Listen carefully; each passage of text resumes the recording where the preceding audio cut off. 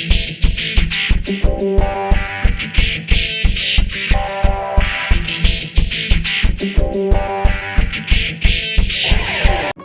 Guys, मैं हूँ आपकी प्यारी मोमो।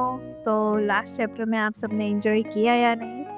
मुझे तो बहुत मज़ा आया। हरमन का चेहरा सच में देखने लायक होगा उस टाइम जब आरोही ने उसके अरमानों पर पानी फेर दिया। आय हाय हाय, मुझे तो सुन के ही मज़ा आ गया था।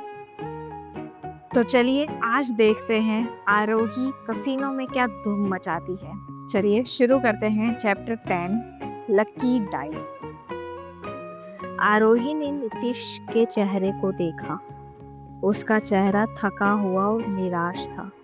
उसके गाल पर चोट का निशान था, जो साफ बता रहा था कि वह नशे में धुत नहीं बल्कि मजबूर था।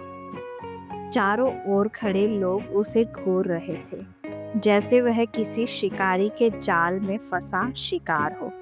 आरोही ने गौर से देखा कि टेबल पर एक डाइस गेम चल रहा था। खेल का नियम था कि लोग डाइस के नंबर का अनुमान लगाते थे और डाइस को एक आदमी हिलाकर एक डिब्बी में डालता था।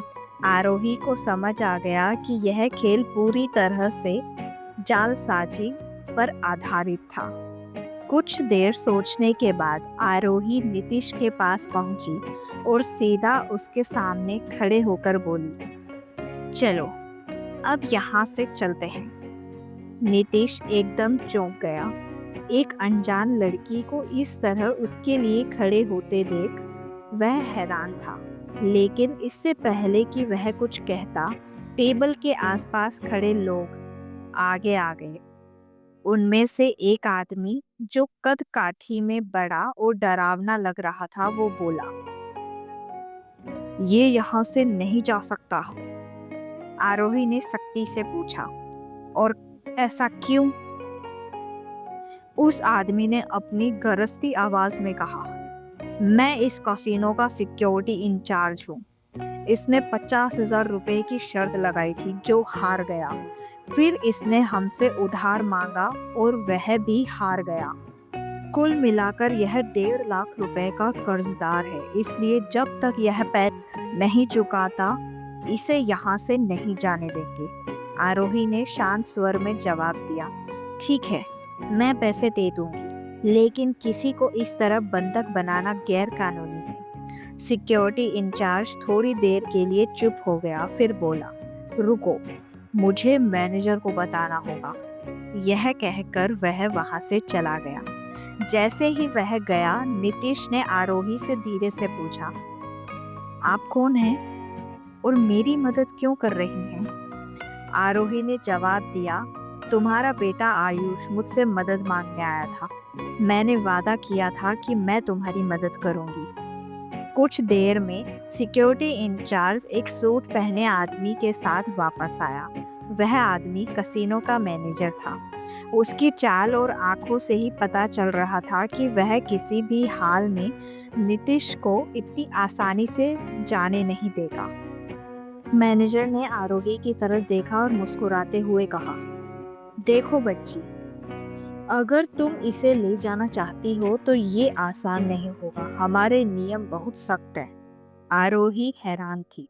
उसने गहरी सांस लेते हुए पूछा, सख्त नियम? आखिर कैसे नियम? मैनेजर ने कुटिल मुस्कान के साथ अपनी आवाज में थोड़ा नाटकीयता लाते हुए कहा, हमारे कैसीनो के नियम कड़े हैं। अगर कोई हमसे उधार लेता है तो उसे यह उधार केवल जीत कर ही चुकाना होता है।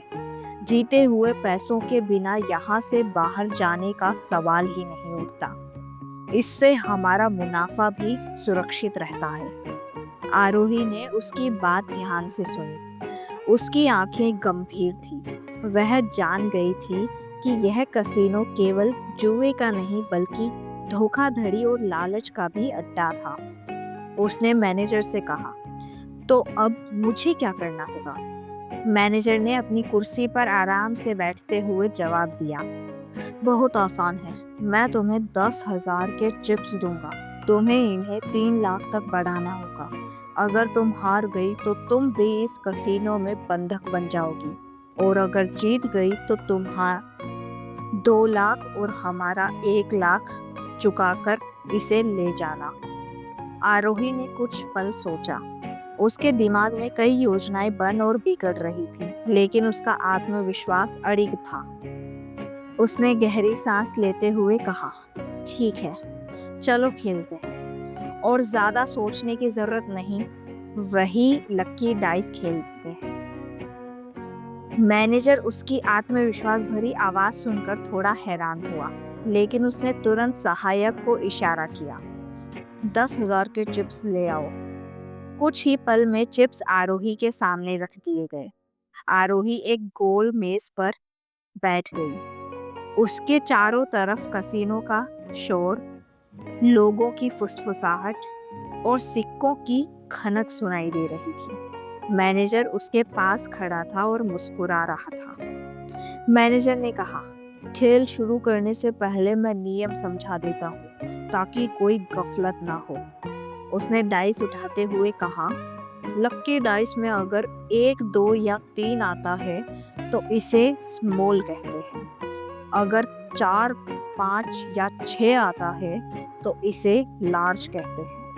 अगर तुम स्मॉल या लार्ज पर दाव लगाती हो और जीत जाती हो तो तुम्हारे चिप्स 2 गुने हो जाएंगे। लेकिन अगर तुम किसी स्पेशल नंबर, किसी एक खास अंक पर दाव लगाती हो और जीत जाती हो तो तुम्हें 5 गुना मिलेगा, लेकिन हारने पर सब खत्म।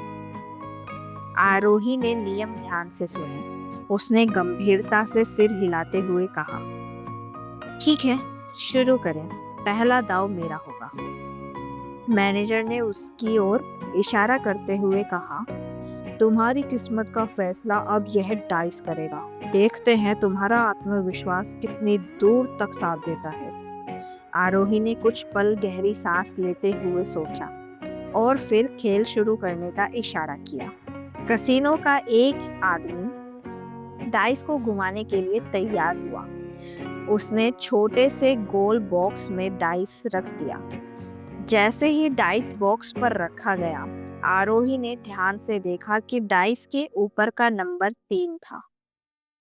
जैसे ही उस आदमी ने डाइस को गोल बॉक्स में घुमाना शुरू किया, अचानक से आरोही के सुनने की शक्ति यानी हियरिंग पावर सक्रिय हो गई। उसने सुनने की क्षमता इतनी तेज हो गई कि उसे कसीनो का शोर शराबा बंद लगने लगा था। अब उसके कानों में केवल उस डाइस के घूमने की आवाज गूंज रही थी। आरोही ने आवाज पर ध्यान केंद्रित किया। उसने सुनकर अंदाजा लगा लिया कि डाइस पर पहले 3 बार बाईं ओर घूमा, फिर 2 बार उल्टा घूमा। इस तरह डाइस की हर हरकत का अनुमान वह केवल सुनने से लगा रही थी। जब डाइस रुकने वाला था तो आरोही को समझ आ गया कि नंबर 1 या 2 आने की संभावना है। उसने बिना किसी झिझक के अपने सारे 10,000 चिप्स स्मॉल 1, 2, 3 पर लगा दी। यह देखकर चारों तरफ हलचल मच गई। मैनेजर ने हैरानी से कहा, क्या अब भी समय है? सोच लो, हार जाओगे तो सब खत्म हो जाएगा। लेकिन आरोही ने सब उसकी बात अनसुनी कर दी। उसने आत्मविश्वास भरी मुस्कान के साथ जवाब दिया, सोच लिया, अब कोई पीछे हटने वाला सवाल नहीं। डाइस घुमाने वाले ने डाइस का बॉक्स उल्टा कर दिया ताकि कोई नंबर पहले से ना देख सके। कुछ ही सेकंड में उसने बॉक्स हटा दिया। सभी की नजरें डाइस पर टिक गई। डाइस पर 2 चमक रहा था। यह देखकर आरोही की आंखों में जीत की चमक आ गई। पास खड़े लोग ताली बजाने लगे। मैनेजर का चेहरा सफेद पड़ गया, मानो उसके मुंह से शब्द ही गायब हो गए हों। आरोही ने जीत का आनंद लेते हुए मुस्कुराते हुए कहा, यह बस शुरुआत है, अब आगे देखते हैं।